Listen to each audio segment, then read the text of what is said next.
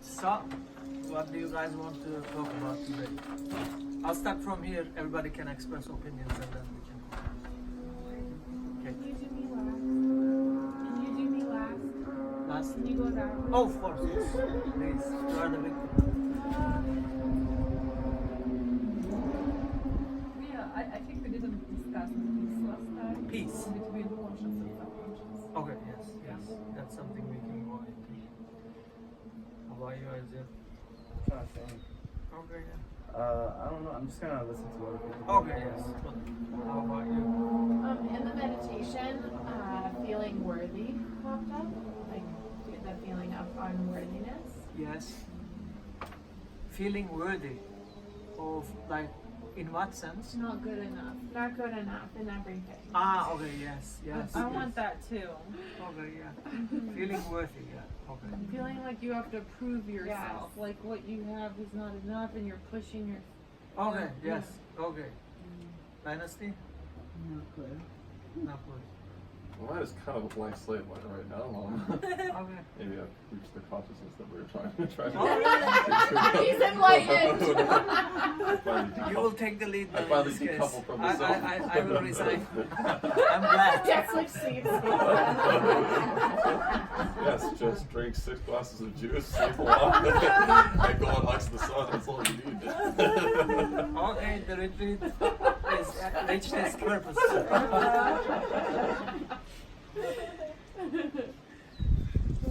Okay, in this case, being worthy, and also you can go into the subject of peace.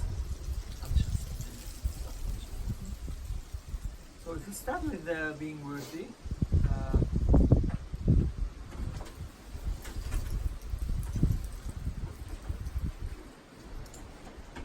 I think we mean by that the feeling of being worthy, right?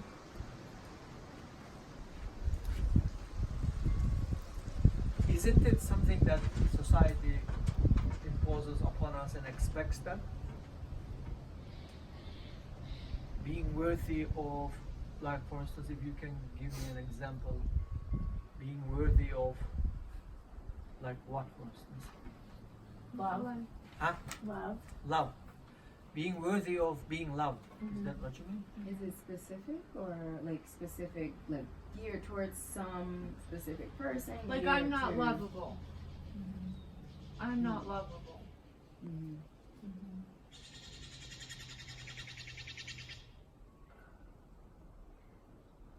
Why do you have that feeling From a program. from a program? Yes. Mhm.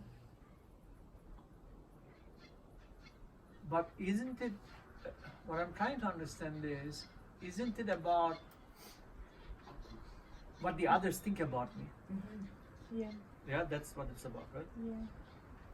So it's the ego. It Yeah, is- but it's also about what I Everybody think has about ego. myself. Huh? What? So it's the ego. It's still ego, but Mhm. it's not just what others think of me. Okay, let's start with what others think and then we will go into the other one. Can we first,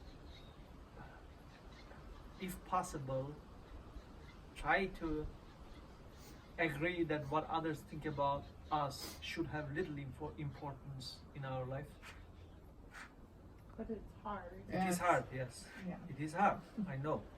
But if we can see that it is important, because if we can first see it is important that what others think about us must have little importance for us, in the sense, of course it has some importance, because as we talked about yesterday a little bit, we can listen to what the others think about us, objectively look at it and correct ourselves if necessary. I'm not saying just ignore what the others think about us. But at the same time, in today's society, others have so much opinions about everything, right? So if I try to correct myself based on those opinions, I'll get so lost because everybody will have a different opinion about it, right? So what is important then is, in this case,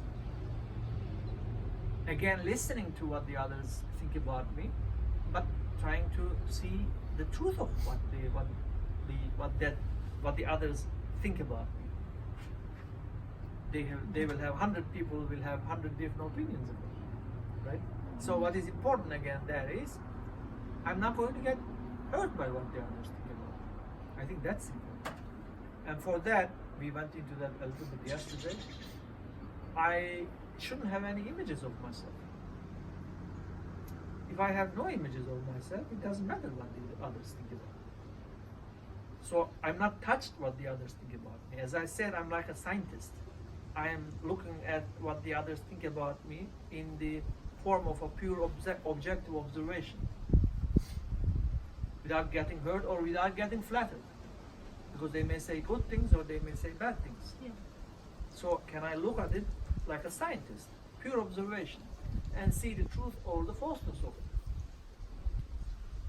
Yeah, but if you already think negatively of yourself, then you believe the false thing. Okay. You think that they're crazy. Okay, then why do we think negatively about ourselves? Well, for me, it's because I don't think I'm always a good person. I think that I make mistakes, and then I hold on to those mistakes, even though I know Yes. that they're in the past and I should let Yes. them go. Yes. But First, I- yes. First of all, we are all humans. We are not perfect. So we will all make mistakes. Yeah. That doesn't necessarily mean we are not good humans. Right? Nobody is perfect. So just because we make mistakes doesn't necessarily mean we must judge ourselves so harshly, saying I'm not a good human. That's my problem. Is I don't judge anyone else harshly, but for Yes. some reason I just judge myself way harder than I would Yes. ever put Yes. place on anyone else, whether I know you or I don't. Yes. Critical awareness is a good element of self-improvement. That's an important aspect of the ancient Greek philosophy. That's a good thing. But still, somehow you must be objective in your judgment. Being too harsh is not good. How do you do that? Yeah. I think the only way to do that is, as much as possible, it's not easy of course, to see yourself, it's difficult to say, but not like you are looking at yourself, but like an objective third party is looking at yourself. It's not easy. That's a problem, of course. But that's another kind of spiritual practice, if you want to put it that way. And so, what you said there, you see your mistakes and correct them, because when you say it's a mistake, you are aware it's a mistake. With that awareness, you will correct yourself, right? And then move on. There is no necessity to judge yourself, actually. Every human makes mistakes. What is important is whether you are correcting your mistakes or not. And if you are, then you are on the right spiritual path. Because there are many other people who make mistakes and they don't care, they don't correct their mistakes. They don't really judge themselves either. So don't be so harsh on yourself. Is that like the example you gave of the rattlesnake in the house? Like first you have to see that the rattlesnake's there, and then Yes. the awareness will come how to get him out. Yes, to free oneself from the rattlesnake in a house, the first step is to be aware that there is a rattlesnake. If we are not aware, the rattlesnake will still be in the house. Freedom process starts with awareness. First, you must be aware that there is something to be freed from there, right? So, in the same way, one must see these things first, be aware, and then the freedom process starts. Before seeing them, it doesn't start because we are not aware. So, did it make sense? Like seeing your mistakes, correcting Kind of them. like when I tell my son, I know you're a good boy, Yes. but that was bad behavior. Yes, So it's like I need to recognize that I'm good at my core, yes, but that I can still have bad behavior, but bring it back yes. to as long as you're aware that's bad behavior, you Yes. know you're not a bad person. Just do not judge yourself harshly like you are a bad person. And just look at the actuality of what is, all those mistakes and everything, And if you see them as mistakes, correct them. Then you are on the right path. On the contrary, you are on the path of always improving yourself, and that's a good path. That's the path of a good human being. So there's no point to judge yourself. Nobody is perfect. Everybody makes mistakes, right? So just acknowledge the mistakes and correct them. That's another aspect of the ego sometimes, is judging itself very harshly. And what I'm saying is, neither judge yourself harshly nor lightly, just look at it as it is. Then you will see the truth of what you are. And then there can be transformation of what you are. That's helpful. Okay. So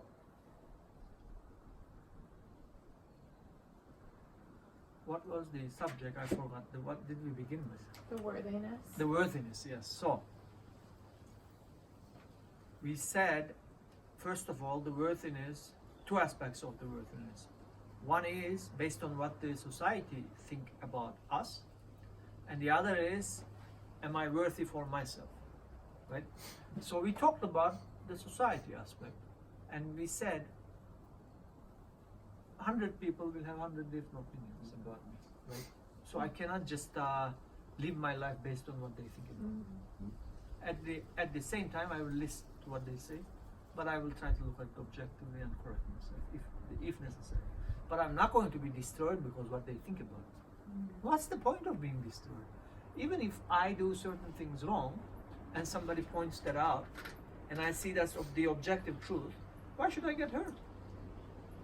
I say, okay, this is wrong, I'll correct myself, right? But because we have the images of ourselves, we get hurt. We always want some positive opinions about us by the others. And so, so if it is something, if it is anything that we can perceive as negative, we get hurt, right? I think that is because of the images we have about ourselves. So if we can free ourselves from those images, then we can be very objective about what the others think about us. Without getting hurt, we can look at the truth of that thing, as I said, like a scientist, pure observation, see the truth or the falseness of it, and move on. I think for me it's tough because, like, in my relationship, for example, when Paul says positive things to me, that means I'm loved. And then he says something negative to me, and then I'm like, oh, he doesn't really love me. Okay. So then I'm like, I'm not lovable because he's, you know. Okay, so So you then I see, get stuck. yes, observe the activity of thought. How thought translates these things. Saying something negative does not necessarily mean Paul doesn't love you. This is a fact. Because you may also say something negative, as she said, to your child. Like something you are doing wrong. That doesn't mean the mother doesn't love the child. So, therefore, when Paul says anything negative, you shouldn't translate it as you are not loved. Right? Just because the content of what is being said, I'm talking about. But if there are other things, I'm not talking about Paul, but if any other relationship, if somebody is always talking about negative things, right, and never the positive, and then the way he points out those negative things is harsh, hurting, then yes, then there is no love. If that is the case, right? That may be the case, and then there is no love. This is the fact of my life. What am I to do? Then I will talk to my girlfriend or boyfriend. I say, look, I feel you don't love me. It's not my personal opinion, it's a fact. Because you always tell me negative things. Never, don't I have any positive sides? I have some positive sides. You never talk to me about those positive sides. And when you talk to me about the negatives, you always point it out in a harsh way. You hurt me, right? You must be objective. You must look at it objectively. Because we will get hurt easily. That doesn't necessarily mean the other has the intention to hurt us, right? So,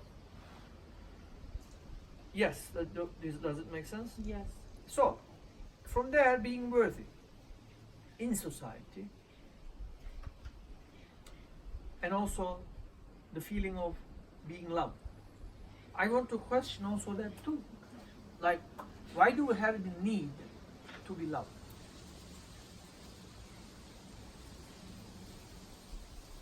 Security. Security, yes. Again, we are seeking psychological security. In that feeling of being loved, we will feel secure, right?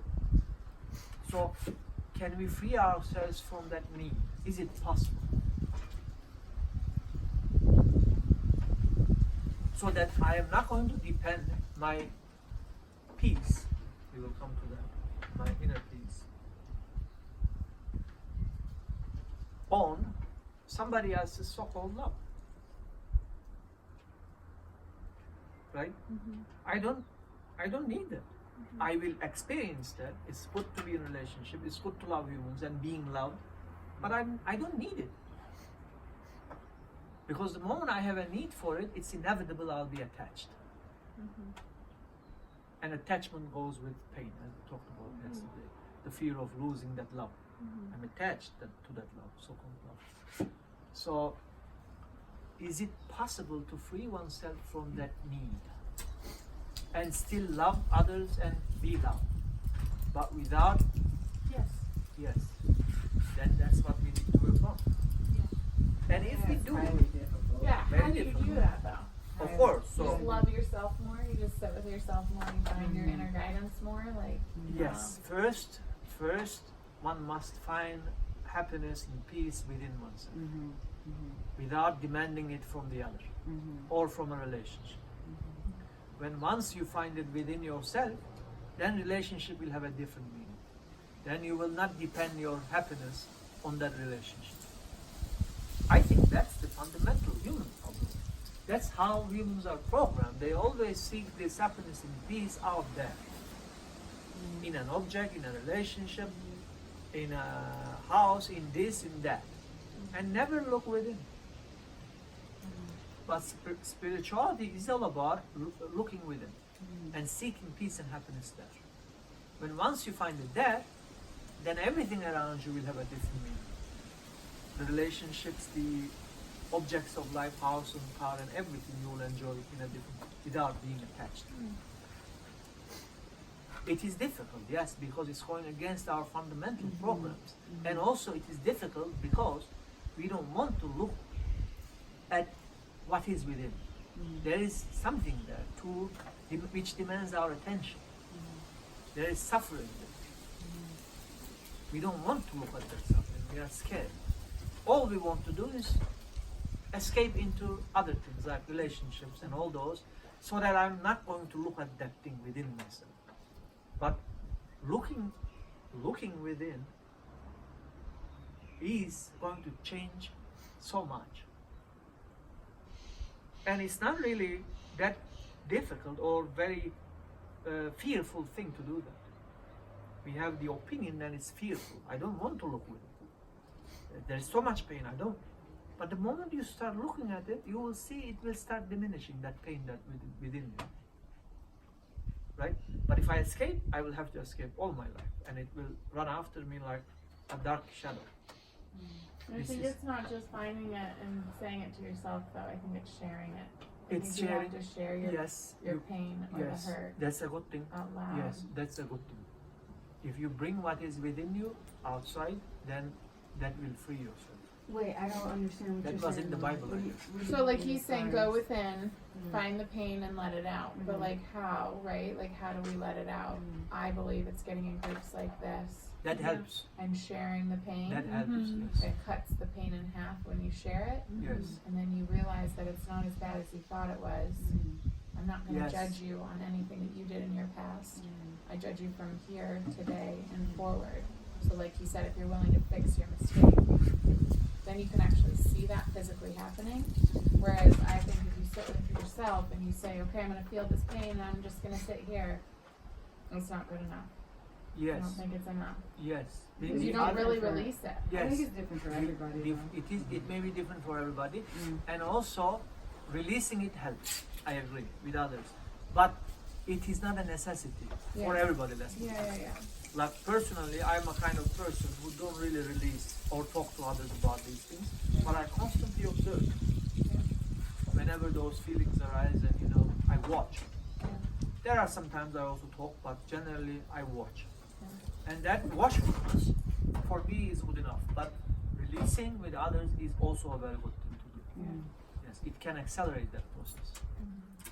And Mhm. it's a helpful thing, huh? Can I say something? So I think with like we're talking about all that, and I think it all stems from like emotional blockages, but from when we were children, and then when we get that program, Yes. and I think through meditation, you can then be reminded, and you have flashbacks to when these limitations occurred, Yes. and then once you're aware of that, you can dissolve that, Dissolve it, yes. and then go back to before you were programmed. Yes, yes, yes, Yeah. yes. So it's all, I think it all stems from Awareness the childhood. dissolves the program. Yeah. Yeah, I like that. I do too. To talk about subconscious and the conscious, they say that your subconscious is pre-programmed by the time you're 7. So Yes, between I the heard ages about of 0 that. to 7, you're pre-programmed. I heard about that. Yeah. And there is a truth to that, I guess.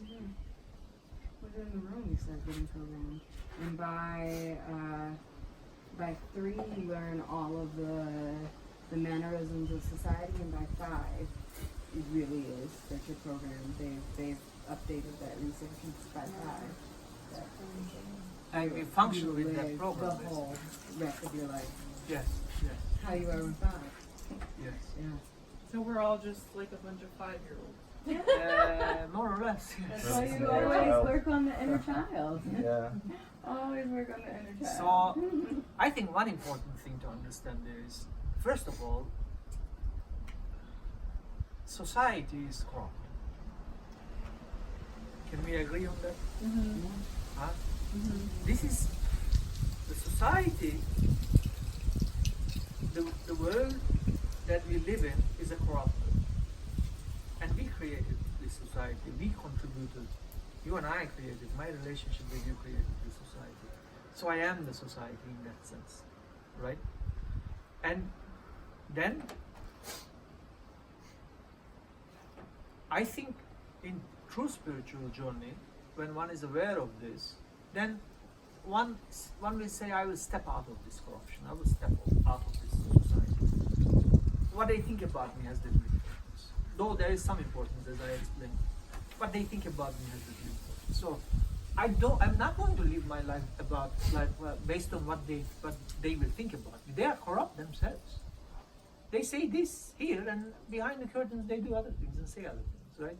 So I am not going to shape my life based on what the society will think about. That's for sure. I think that attitude is a good start for spirituality. That means I'm going to walk alone, inwardly.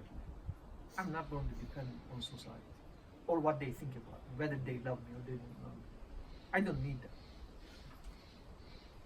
So we are breaking apart from that corrupt society, right? Mm-hmm. And I will stand on my own feet. I don't need their anything. Energetically. I will be in relationship with society, right? I'm not going to isolate myself. I will be in relationship, but psychologically, I'm not going to depend on what they think about me. It has no importance for me at all. I am going to be a light unto myself. I will look within me. I will see the things within me. I will correct them if necessary, right? But what the society thinks is little importance. There is some importance, but little importance. Because generally it's a corrupt and confused society. Generally, right? Yeah. So from there, one will move. One mustn't depend in the spiritual journey on what the others think about oneself.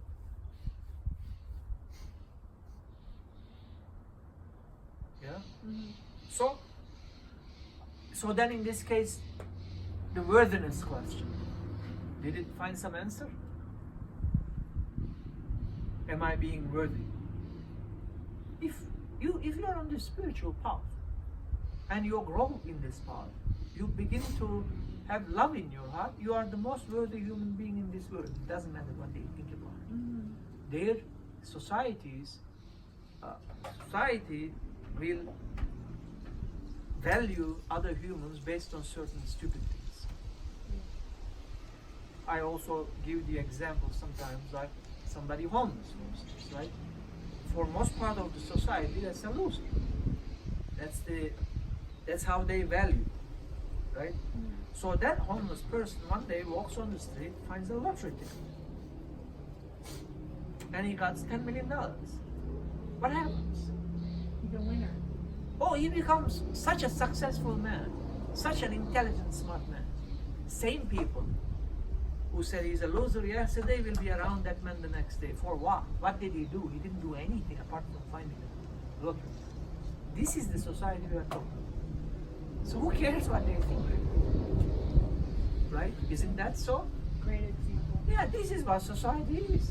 They judge you based on such and such, how much money you have, how much success you have, how much this and how. They never look at your heart. That's the truth. Most of the society. Right? Therefore, I don't want that society. Huh?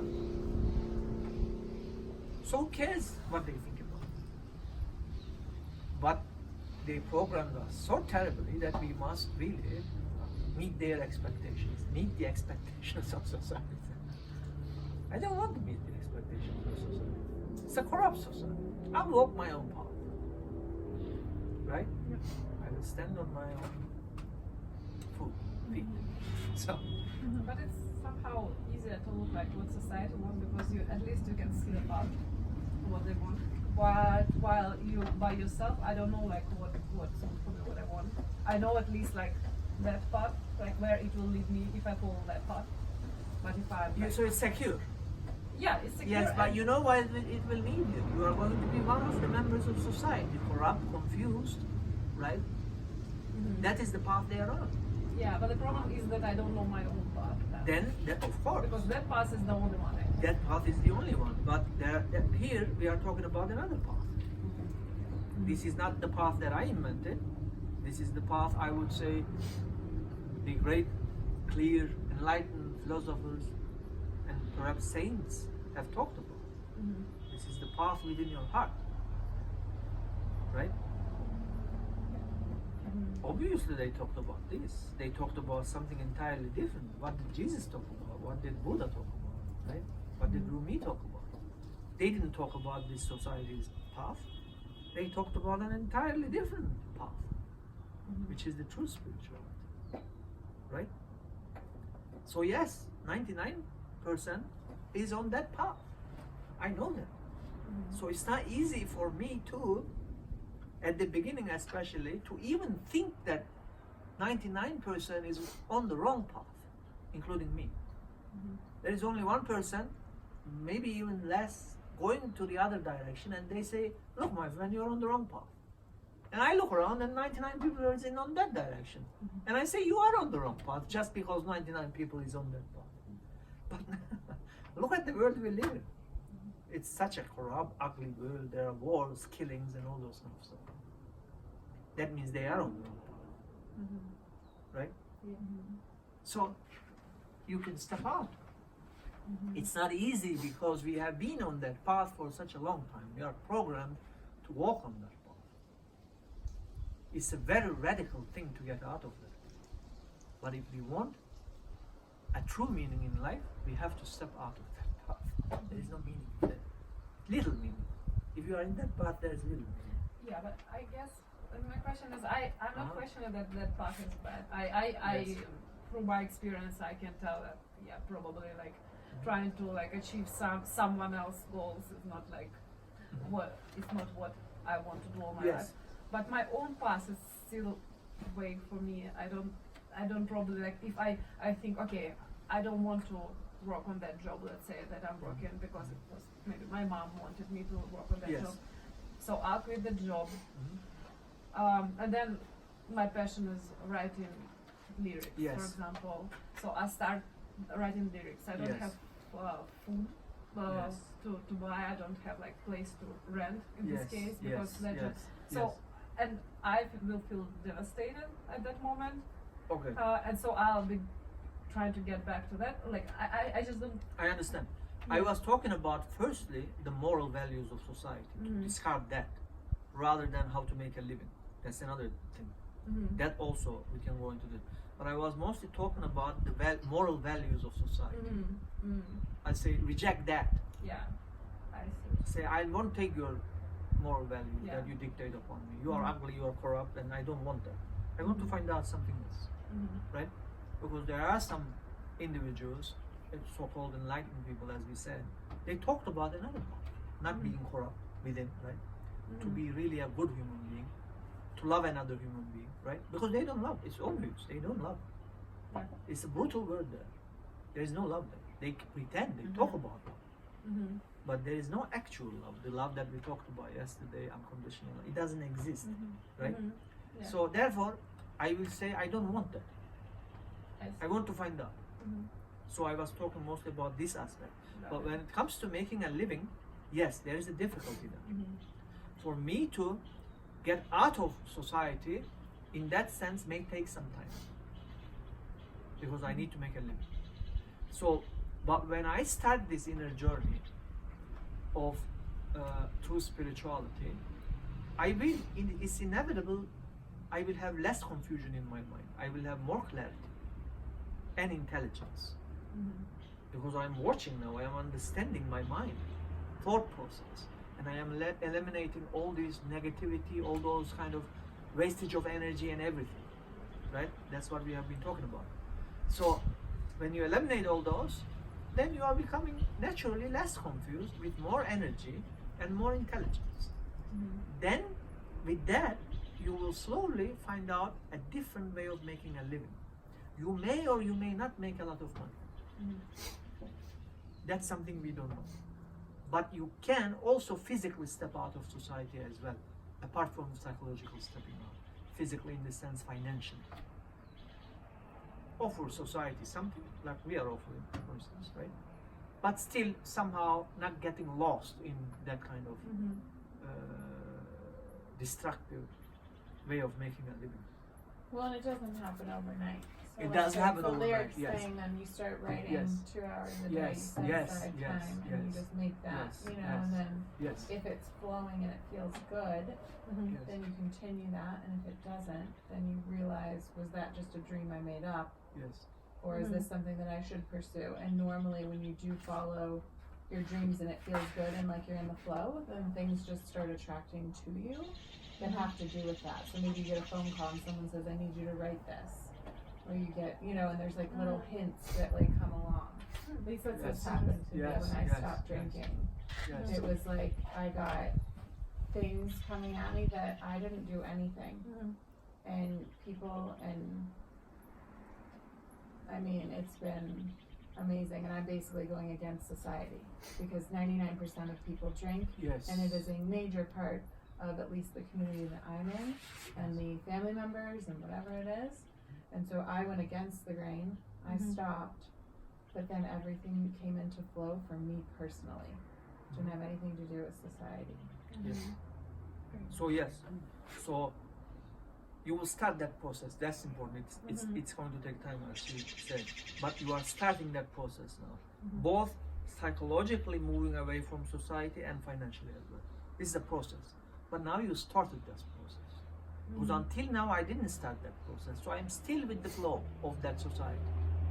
I'm lost in that. Now I am slowly getting out of it. I am taking that first step. That's important.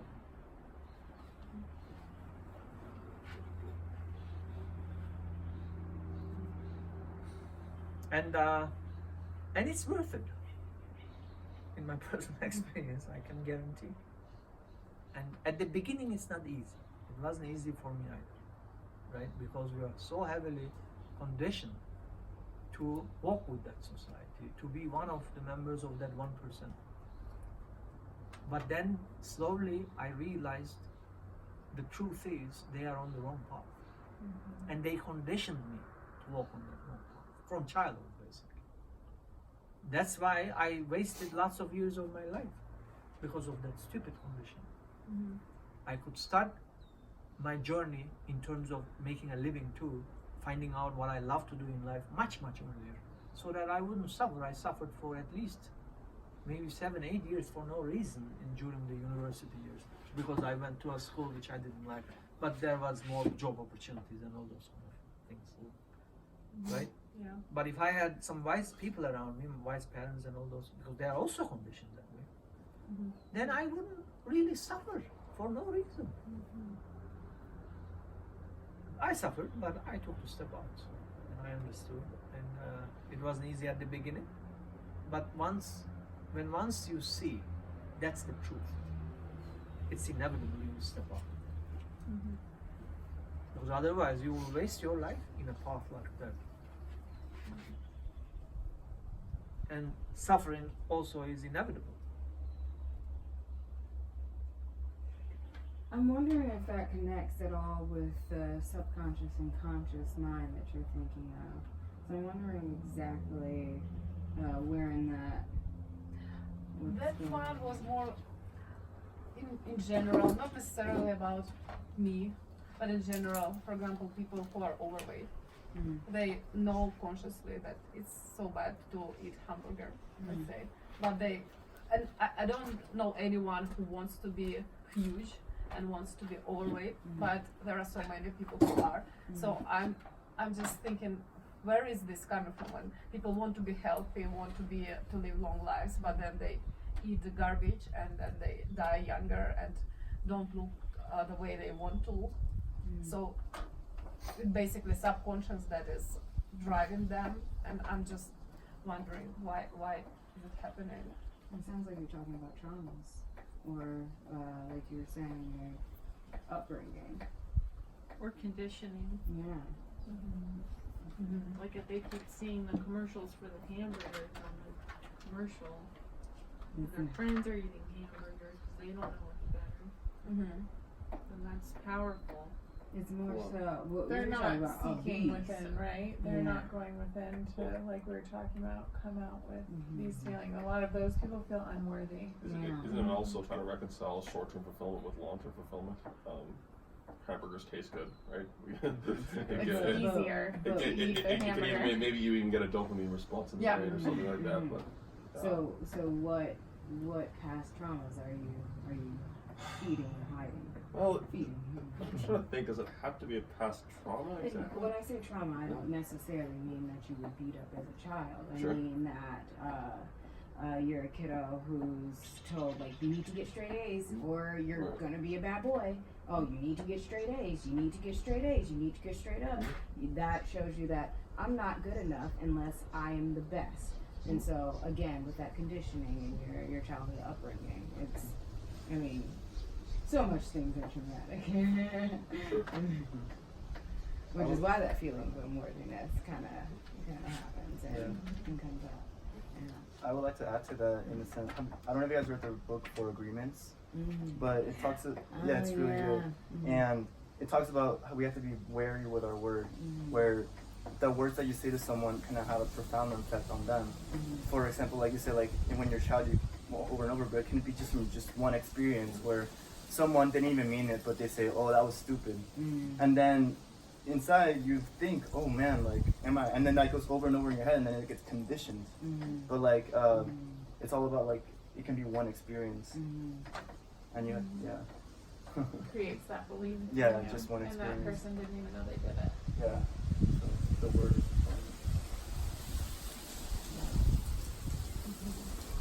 So can we, in that case, stand alone inwardly and be a light unto ourselves without depending on society?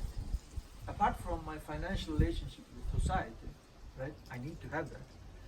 I won't depend on society Yeah. for my happiness, inward well-being, right? And my psychological peace and balance. I think that's the goal when we leave here. Yes. It's easy to do here, Oh yes, but then when I go home, that's my goal.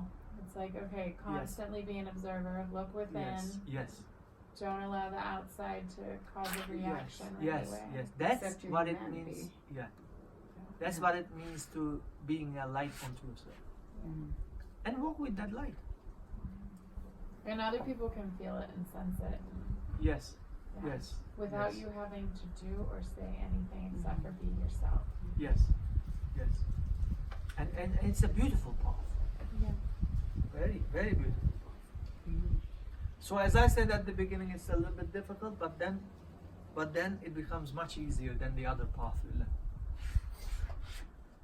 And then it's inevitable on this new path, one will find more peace, and there will be less suffering, because we are eliminating lots of unnecessary things. Like, what did I think about me? I suffer because she said this, he said that. Who cares really what they say? They have 1,000 different opinions. We're just raised to believe we should care. As I explained, you're right. As I explained, Yeah. I am not just saying just don't care. Yeah. I say just look at it first, Yeah. without getting pain and suffering. Look, just look at it. What they say, see the truth or falseness of it, right? And then act upon it. Why should I suffer or even really feel happy about what they say? It's okay. I mean, if it is a fact, it's a fact. If it is a non-fact, then I see it's not the truth and I eliminate that. So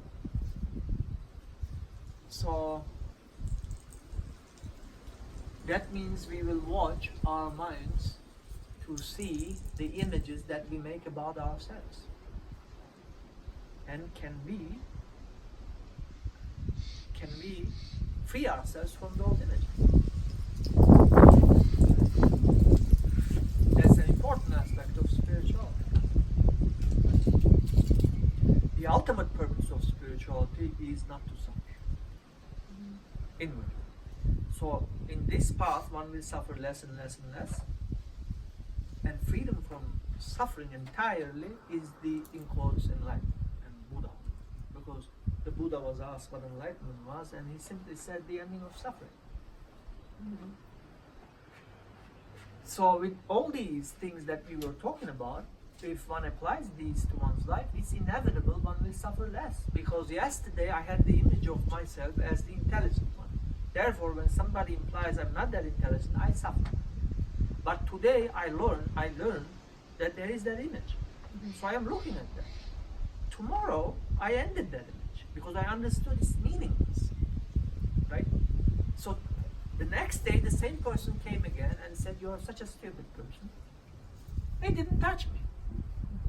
Because that image ended. I don't have that image of myself. I don't need that image of myself. But again, society imposes us have this image, have that image, right? And Building the ego basically with those images. yeah, and then what you're saying, it's like then you don't have to prove things to other people, No, and you don't of have to course feed not. that ego because Of course not. you're like, oh, I'm stupid. Well, Yeah. I'm not living for others Yeah, anymore. yeah, It's yeah. finished. I don't need to prove anything. that's nice. I'm not going to prove anything. I'm not going to be involved in those, subtle psychological battles of I am better and you're not as good, I'm not going to play those games anymore. It's finished. I'm stepping out. I resign from this society. So, and then you will see, if you take that path, you will have much better relationship with the same people. Because then you don't react to what they say either. It doesn't mean anything really. They are in such a superficial level. All the talks that they are doing. So I'm going deeper. And it's good to go deeper. Life has a deeper meaning. Life doesn't have that superficial meaning that the society thinks it is. So one must go deep to understand that deeper meaning. And for that, one must start taking this other path we have been talking about. Like, not the path of the 99%, but start a new path. I wonder if judgment has a lot to do with your own ego as well, because I'm thinking of the person who says, "Oh, you're stupid," and they're judging Like, do you guys get what I'm Projection? getting at? Not even projection, no. Because what if they are very intelligent, you know? You could still project you can still be super intelligent and project your insecurities Yeah. onto Yeah. other people. So that, Welcome to Silicon Valley. Yeah, I was gonna say. There's some. so then that is ego, you know? Yeah. So once you've fully accepted yourself, maybe then judgment then stops as well. Judging yourself, you mean? No, judging others. Judging others too, yes. So that's, yeah.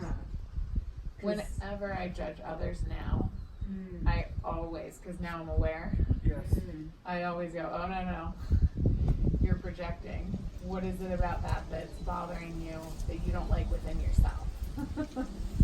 Yes. Yeah, but it's so hard for me to grasp that in a way. And I don't know why I just got sparked, but say if you do see, I don't know, somebody that's like annoying you or doing something wrong or something like that, and you are judging them, but you don't, like, I would wonder what the projection would be in that if it's something like you're competent in, Well, and I you're guess- not insecure. I guess to be fair, like not Yeah. every judgment is always a projection. Maybe in often cases, like if I see some guy, like I remember the concrete examples when I went and ran a race.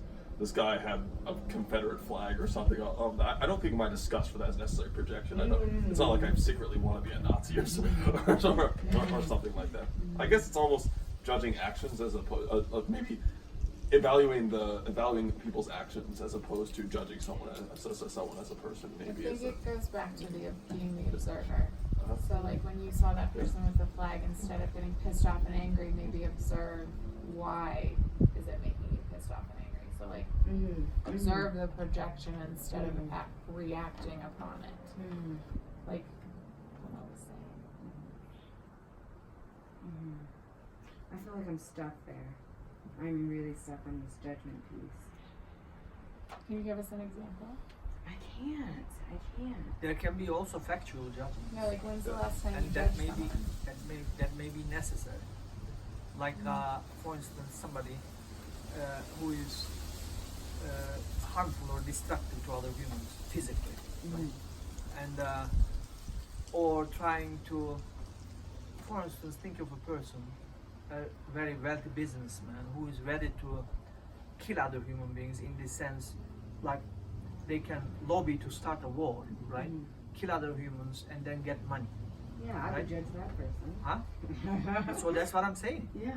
One cannot say don't judge, because then we will have such a chaos in this world. There must be some form of judgment, right? And then I can say, my friend, with this factual observation of you, and I observed your acts factually. These are the facts of your actions, not my personal opinions. This is what you do. This is wrong, right? You cannot possibly suck the blood of people for money or kill them, right? This is an example. Yeah. So this is wrong. This is a kind of, let's put it this way, judgment based on the facts. I think that's necessary. But judgment based on subjective opinions is the problematic area. And that's where the projection comes in. That's where the projection comes. Yes. And so, then ultimately it's like finding that the love and basically the love is the right, and then everything else is the wrong. And then, I don't know, my mind is spinning right now actually. I think you can also watch your judgment. I think there's definitely, obviously, like a very high degree of intuition and intelligence in you, and then like a huge background of psychology. So when you're looking at someone operate as a whole human, you're making conclusions and you're detecting behavioral patterns, and you're learning about them from that perspective, but that's being watched. And the observer. Like, Yeah. Yeah. So that's happening, but that's being watched. So I don't think it matters whether or not it's happening. I think it's a matter of just allowing it to happen. Yeah. These two things really make sense, because once we got on the judgment, or what you were saying about someone saying something about you or something like that, it sparks, is judgment just innate, or is it all a projection? Like, are they split? Is one factual and then one projection, or and is judgment okay? Maybe well-reasoned judgment versus Yes. casual judgment. Maybe if you have values that you think are very important to you, you pick the hills that you want to live and die on. Essentially like that, and that's where the judgment comes in. It's difficult to say whether it's right or wrong, obviously, because we may all have different values that aren't always reconcilable with each other. But I guess that goes to the point about not worrying about other people's opinions. This is a very personal thing. So. I like that metaphor that we pick which hill we live and die on. What a great metaphor.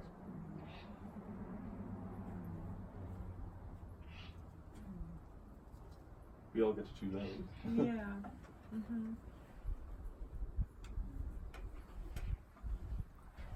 I'd like to be on no hill. On what? I'd like to just have that ability to not have those beliefs at all. Or Yes. Yes. Yes. You know, because those judgments, those are my beliefs. Yes. And now they're judgments. Yes. So So I'd like to uproot those weeds and get Yes. rid of them. yes. Yes. So do we need psychology for that, or can the observer just do that? Just see the falseness of that is. Like, for instance, I was born in Turkey, and the majority of the country believes in Islam. My family was too. They were very moderate, so I wasn't heavily conditioned. But still, I was told I'm a Muslim, right, from the beginning. So when I was, I believe, 17 or 18, I started looking at this. I mean, they tell me this is what you are, but I want to know what this thing is. And I don't want to be this thing for the rest of my life without even knowing what that thing is. So I looked into it, I read a little bit, and I understood this is not for me. This is not what a religion should be like, right? And seeing the falseness of it, you don't need to do anything. The mind automatically frees itself. You don't need to fight saying, I must free myself. When you see the falseness, Oh, I just did this. Okay. So when you see the falseness of anything, any belief structure, it will dissolve itself automatically, naturally, with no conflict, and that is the way it should be. It's not that I must have a battle with that belief. I will try to get rid of it. No, Becoming aware. just being aware. Yeah. Yes. When you clearly see the falseness of that, you don't need to do anything. It will dissolve itself with no conflict. That's a relief. Yes, that's a relief, right? Okay, good. So, yeah. I think that's the hard part about lumping the 99% of society Yes. is bad and all this stuff. It's like, yeah, but if they would just look within and Of become course, aware, Of course. they could answer their own. Of course. That path is open to everybody. Right. Yes. That's Yes. my goal. Yes, to of make course. people more Of aware. course. Of course. And let them choose for themselves, Yes. but just become aware of how society is Yes. placing these beliefs on others. Yes, of course. And as we talked about, society judgments are based on certain things. They don't really judge you about how good your heart is in many cases. Get the job, right? Huh? So that's now you get the job. Yeah. Sorry. So I agree it's not easy to get out of that path. But if one sees what is implied, you will see it's worth it. Because we live once. I don't want to walk that path in this society. It's really meaningless. It says very little. It doesn't matter even if you are very successful or rich or, what's the point really? Yeah, Without, it's so short. it's so short, yes. Such a And short it's very trivial things that they all are engaged in. This thing we are talking about gives a deeper meaning to life, and perhaps a true meaning that one needs to find. So, but one must be a light unto oneself. That's the important key aspect of this spiritual journey. One cannot possibly depend one's inner clarity on another.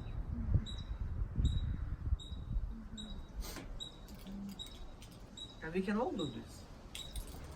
It's just our minds are so heavily programmed, conditioned mentioned, confused, at the beginning it may sound a bit difficult. But it is possible, it can be done. And it's worth it. And it doesn't really matter whether we are entirely, completely enlightened or not. Starting to walk on that path is important. Because then, every passing year, we will suffer less, we will have more peace, more wisdom, more happiness. And I think that's important.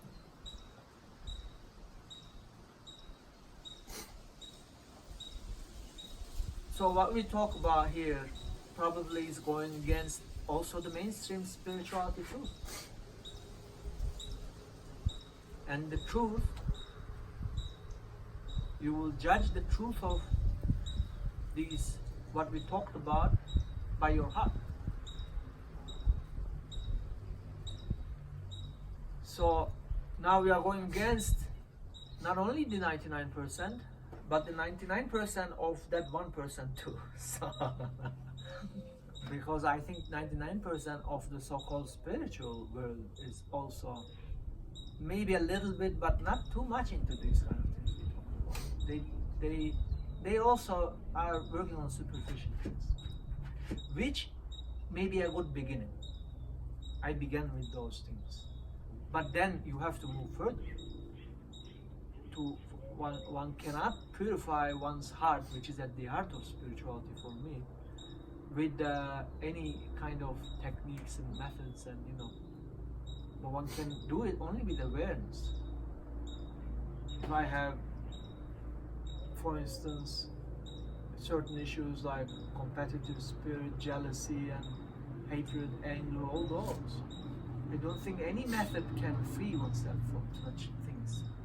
It's the awareness which will free one. Because one can apply a method for 100 years, but if one is never aware that which is within, like the snake example we talked about, that thing will live inside us forever. Because we have never been aware. We didn't look at it. That very awareness is the key. And not escaping from it. And not escaping. Like, there's a snake in my house, I'm moving. No. No. You will face the snake. That's the whole point. What about coexisting? Coexisting. Coexisting, yes. Feed the snake. The snake gets his rue. Yes. I get my rue. Then you just got a problem. And the now snake on bites your you, he own. gets time out. Don't bite me again. There is, It's all funny games. there is one important aspect of it. That's a nice joke.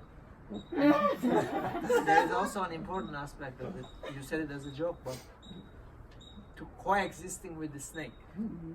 Who is it that is coexisting with the snake? Okay, actually, I just realized that metaphor might be a bit more poignant than I intended. No, that's Than I intended it as. Okay, cool. Sorry. I was just saying also the mind, the ego has a great capacity to play tricks on it. Right. Saying, I will, that you made it as a joke, but I'm saying it can say, I will coexist with the snake, or I will get rid of the snake. But it's still the snake itself trying to do all these things, right? That's the trick. The greatest trick that the ego is applying is this, separating itself and saying, I am separate from that snake. I am the snake. That's the whole point. It always separates itself, and it tries to act upon that thing there. Is that separation real? Me and my thoughts, my fears, my jealousy, which I may judge as the snake or good or bad.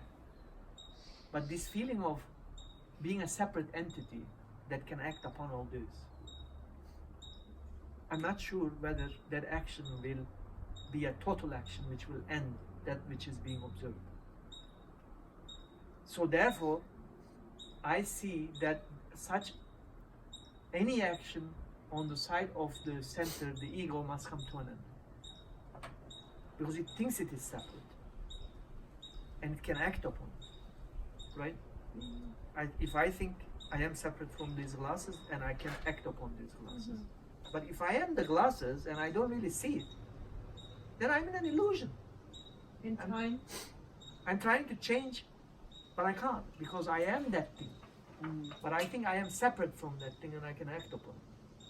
So therefore, all action must come to an end. In the sense, do not try to change what you see, just see it, observe it. Do not try to say, this is not nice, I don't like, I will move it, I will get rid of it, I will suppress it. Right? Just do nothing and just silently be aware without trying to change what you see. That very observation and awareness will transform what is being observed. Not I am going to transform. This also goes against everything we are taught. Because we are also taught that we should take action to change ourselves. Right? I don't agree. I agree with the action part to change yourself. But that action must not originate from the ego, from the self-center. That action must originate from perception, seeing, insight, awareness. Right? Same example I have given. I was believing in a particular religion. If I try to change it because other people told me it's not nice, right? And then I will try to change it. I will act upon it. But if I have an insight that is false, I don't need to do anything. It dissolves itself. And there is no conflict, no battle. I think that's important to understand.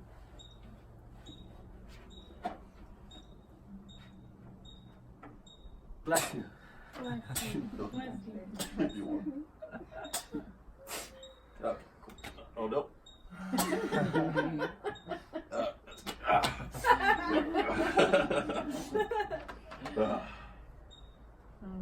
Do we want to add something else, or do you like to say some things? Can you just Yes. maybe also address on a separate note time and how the ego and fear and all that lives in time? In time. Yeah. Yes. Like the Yes. I think when you look at it, fear is either something that I remember of the past, right? Or a projection of future.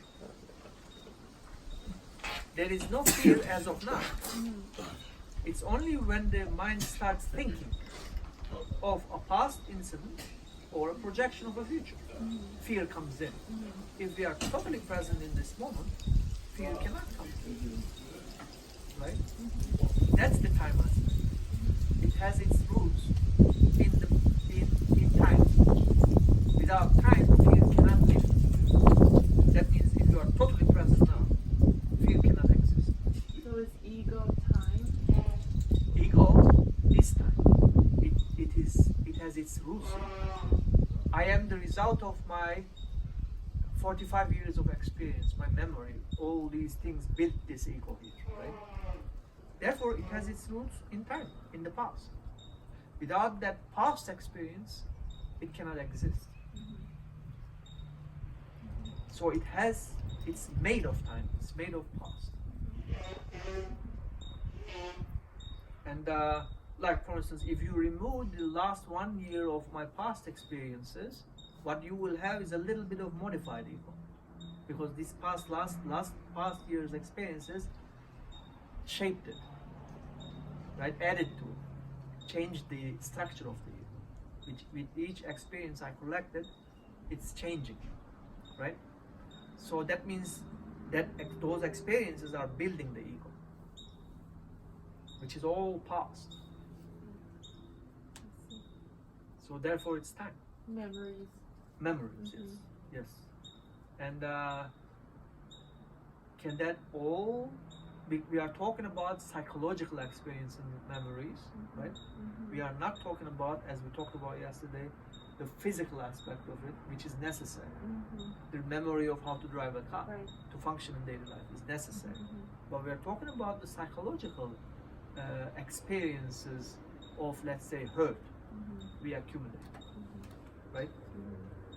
which builds the psychological center. Right. Can we just wipe that out Mm-hmm. so that we have no past in that sense? The thing is, what we were discussing this morning with Alice is about that, like, to decrease suffering, there might be how I see myself. For example, when I was Sorry. Okay. Stepped on those things. On a goat head. On a what? The spiky little thing. Or what is that? Are you okay, Dinus? Yeah, I'm okay. They're like little They're nails. plants. They feel like nails. Plants? Plants. They have. Plants. It almost feels like a cactus. Like Oh, I'll okay. show you one if I find one. I can't find it though, so guys beware. Okay, yeah. So don't walk barefoot. Yeah, Okay, yeah. I don't know where it's at. So you were saying something, right? yeah. So let's say about love and ending of suffering. Yes. Let's say when I was 18, I felt a lot of love and a lot of trust Yes. to everyone. And then you get hurt, Yes. you get suffering. Yes. And then like later you'll meet other people, Yes. but you have already experienced Yes. suffering, I would Suffering. say. Mhm. And so you don't want to get that suffering Yes. again. So therefore, I built a wall, Yeah. psychological wall. Yeah. Yes. And I think it happens even without thinking. I Yes, think I the know. body itself it Of tries course. to Protect Of protect course. Of yourself. course. But unfortunately, the amount of love is also like decreasing. So I saw that how much I love people or like some person when I was 18 and when I got older, it's very different. Different. Yes. amount Because of all love. these experiences I had, the hurts I. Yeah. Yeah, so what I'm worried about is that decreasing the suffering, it means the decreasing of amount of another emotion, the love and trust and happiness. So that's what I'm worried about, because at the end I look at my granny and she's, oh, someone died, my friend died. Oh, like so she doesn't feel like bad, Okay, but she yes. doesn't feel happy I about understand. anything. She's like numb, basically. Yeah, so that's not the No. the path I want No. to go to get rid Yes. of suffering. You are not going to numb yourself.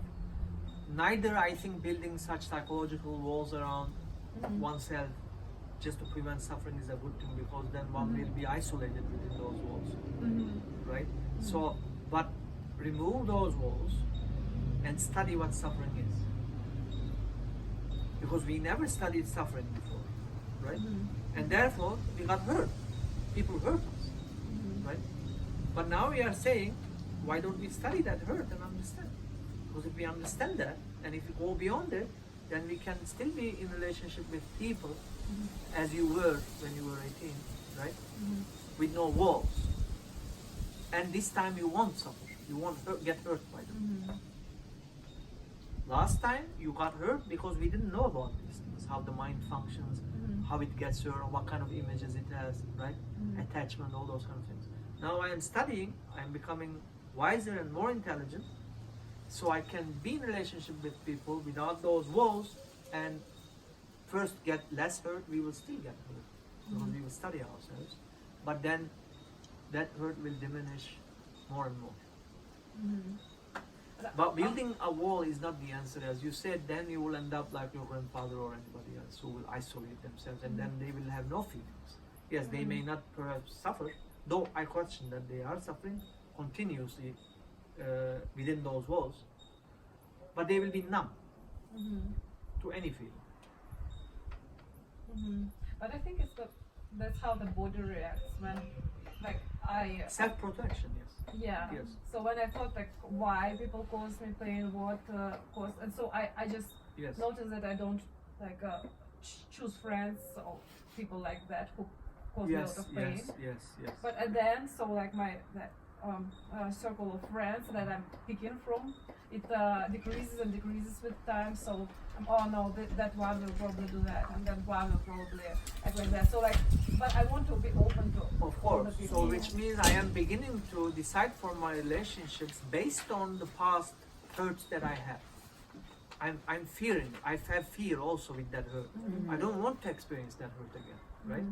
Therefore, I am quite skeptical about people around me, right? So one must start with first studying with the hurt, because that hurt is now perhaps pressuring me a lot in my relationship with others. I'm scared to have a relationship with people because of that past hurt. Mhm. So I must understand what it means to be hurt. So if I can understand that, Mhm. and if I can free myself from that, Mhm. then I won't be that fearful Mhm. when it comes to new relationships and meeting new people. After all, if you really understand that, I don't have any fear of meeting people. I cannot get hurt anymore, right? Mhm. Because I understood what is getting hurt, all the images and everything, right? So I'm not scared. But when I will meet people, but if I understand they are really like, relationship doesn't mean anything with some people. It's little meaning, you know. They don't care about you. They really want there for some reason. Mhm. They don't know what is quality of true friendship. Then yes, eliminate them. But you don't need to get hurt. Mhm. But do not isolate yourself, Mhm. because that path will end up in more suffering. Mhm. That isolation from others. Yeah. And I understand you. Many people are the same way. Mhm. And but you need to work on that, Mhm. because being isolated psychologically is not really a good thing, because it's inevitable you will suffer there too. We think those walls will protect us, Mhm. but those walls will imprison us, Mhm. and we will suffer within those walls, because we can never have true relationship if we have such isolating walls, psychological walls. It will prevent true relationship with other humans, right? Mhm. And therefore we will suffer within those walls. So those walls are not the answer. The answer is all these things we talked about. Mhm. Going deep within, understand, why do I get hurt? Yeah. It doesn't matter what she or he does.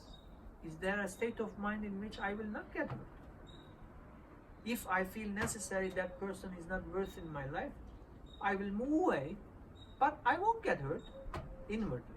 Mhm. I will take the action when it's necessary to end the relationship without getting hurt. Why do I need to get hurt? That hurt is the beginning of building these walls of isolation. Yeah. So therefore it's important. This understanding is important. And many people are the same. They begin isolating themselves because they get hurt. Mhm. Does it answer? Yeah. Okay. You're welcome. Anything else? We will have campfire later. We can also continue there as well. Sounds good. Yeah. Okay then. Thank You're you. welcome. Thank you. Thank Yes. you. Yes. Thank you very Where's much. the YouTube channel? What's it